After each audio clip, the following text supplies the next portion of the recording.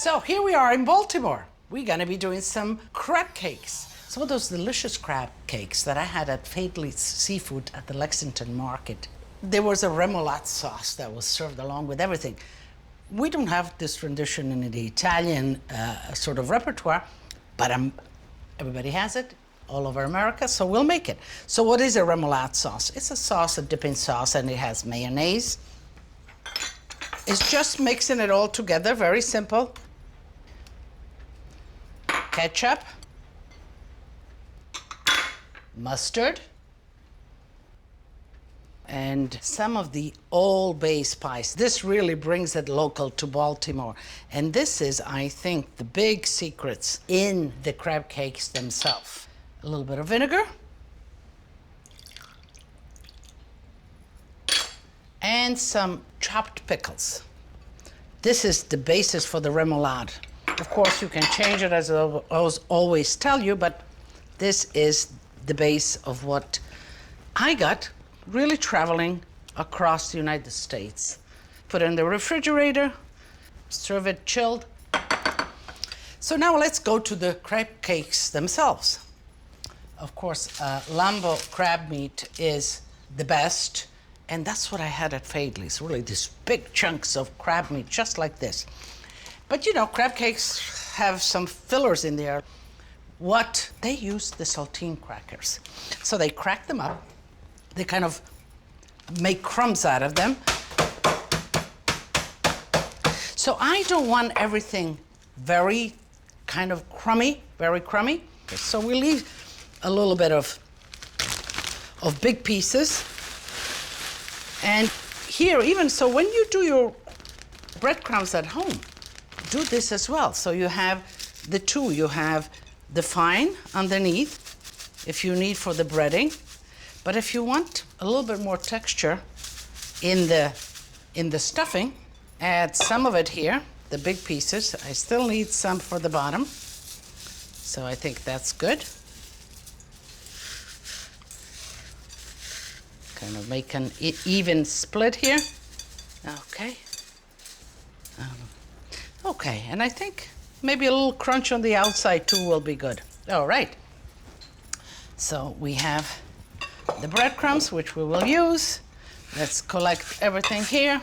Now the seasoning of this, and I don't think it really has much more than this. Certainly the Old Bay seasoning, some of the mayo, and just enough to kind of moisten it.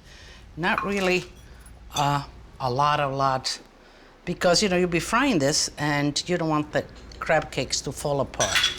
So this is going to be good, and the big chunks, and just moist enough. Don't mash it, don't overwork it. You want those big chunks of crab meat. The smell is really good. And then you shape them.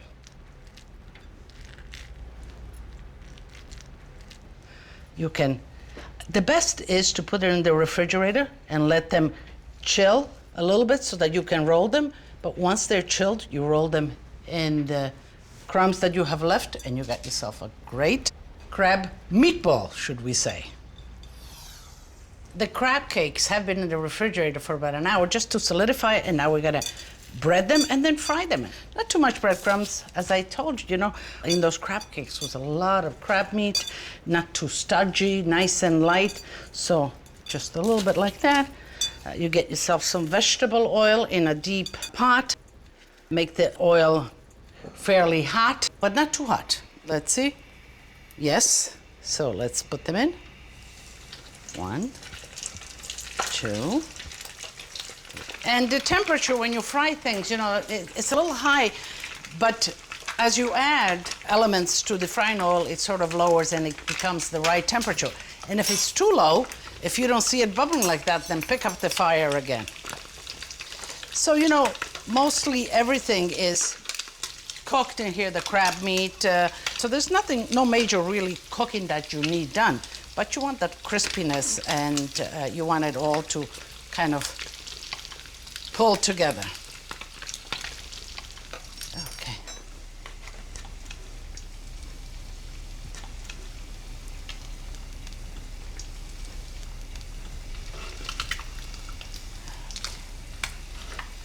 Okay, great.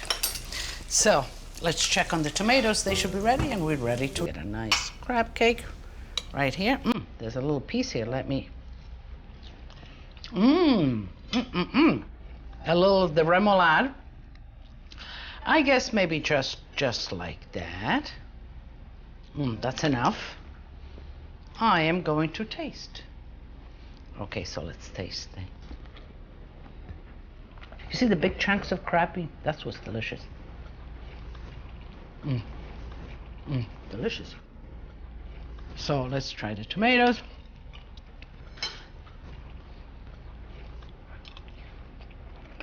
You know what?